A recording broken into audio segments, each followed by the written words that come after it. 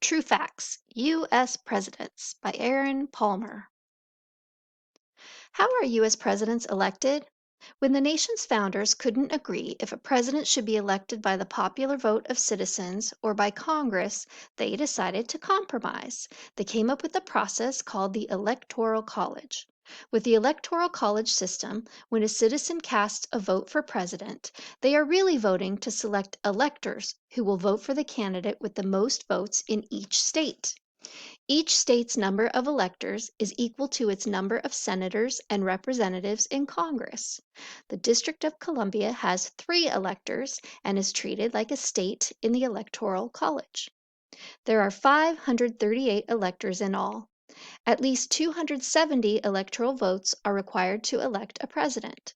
Sometimes a presidential candidate wins the popular vote but loses the Electoral College. So far, it's happened 5 times in U.S. history.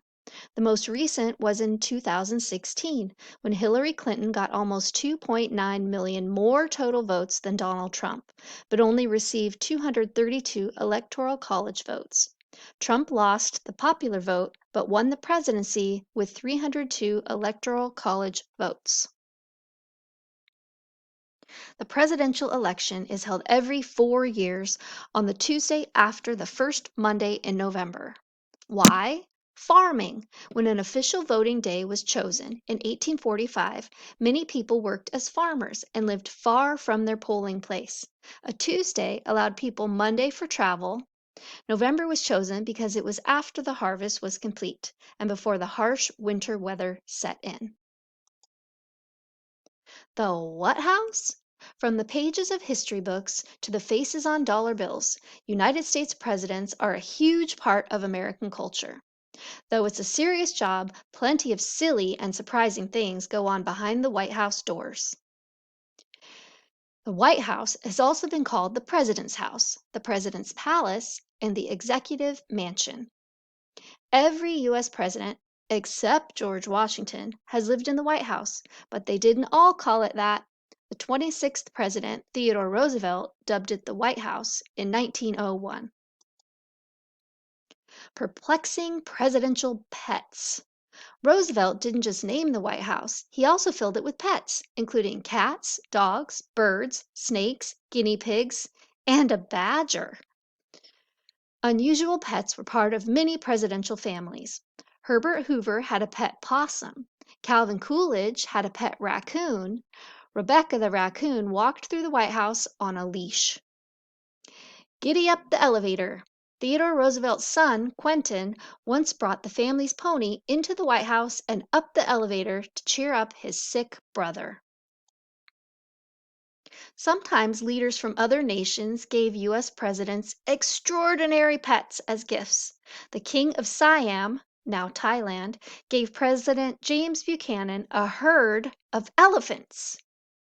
President Martin Van Buren received tiger cubs from the Sultan of Oman.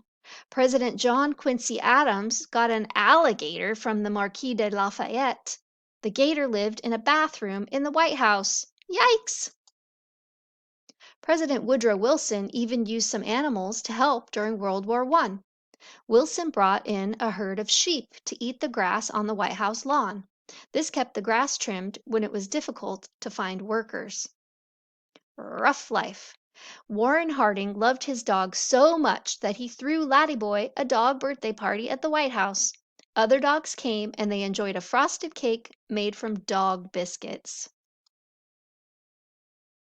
Jobs, fashion, and facial hair. Many presidents held fascinating jobs before taking office.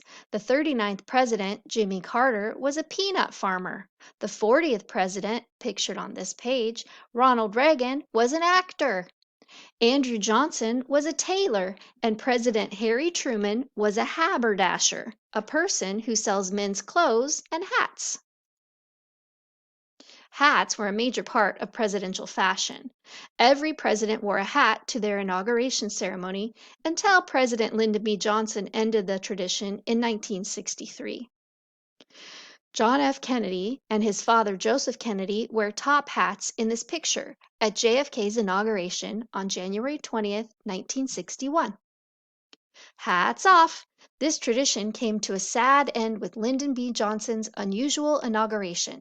He took the oath of office aboard Air Force One at Love Field Airport following the assassination of John F. Kennedy.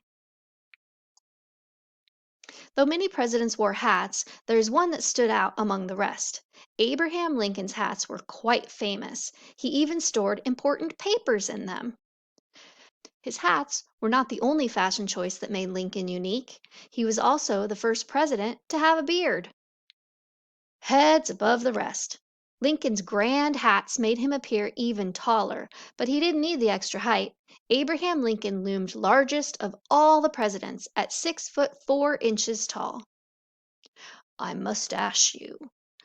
Only 9 presidents have had beards or mustaches, though some did have some serious sideburns. Presidential firsts and quirks. Speaking of firsts, Theodore Roosevelt was the first president to ride in a car in 1902. He was also the first president to ride in a submarine. He loved adventure. From flying to tweeting, here are some other presidential firsts. First president to ride in an airplane while in office, Franklin Delano Roosevelt. First to have a telephone in the White House, Rutherford B. Hayes in 1877. First president to have a website for the White House, Bill Clinton in 1994. First president to use social media to connect with everyday Americans, Barack Obama. U.S. presidents have had many interesting nicknames, from the human iceberg, Benjamin Harrison, to Elegant Arthur, Chester A. Arthur. One nickname that really caught on was Old Kinderhook, the nickname of Martin Van Buren. That's where the expression "okay" came from. William Henry Harrison, Benjamin's grandfather, was also president, but only president for a month. He became ill and died 31 days into his presidency. Another nickname that lasted long after his presidency is from Theodore Teddy Roosevelt. A toy maker created the first teddy bear stuffed animal to honor the president. Teddy bears became so popular that toy makers tried to do the same thing to honor William H. Taft. However, the Billy Possum toy did not catch on. U.S. presidents have had their share of quirks. John Quincy Adams liked to start the day skinny dipping in the Potomac River. His naked swims were no secret. A reporter once used the morning ritual to get an interview with the president. She sat on his clothes until he agreed. Ronald Reagan had 3.5 tons of red, white, and blue jelly beans shipped to his inauguration celebration in 1981. Sweet gig! That amount of jelly beans weighs the same as an Asian elephant. It sure is sweet to be the President of the United States. Reagan loved jelly beans so much that he had them delivered to the White House throughout his entire presidency. More really weird true facts. Theodore Roosevelt and Franklin D. Roosevelt were fifth cousins. Rumor has it that Andrew Jackson taught his pet parrot how to curse. Calvin Coolidge had someone rub Vaseline on his head every morning while he ate breakfast. Weird. George Washington's fake teeth were made of hippopotamus ivory, bone, animal and human teeth, lead, brass screws, and gold wire. John Adams and Thomas Jefferson died on the same day, July 4th, 1826, the 50th anniversary of the Declaration of Independence.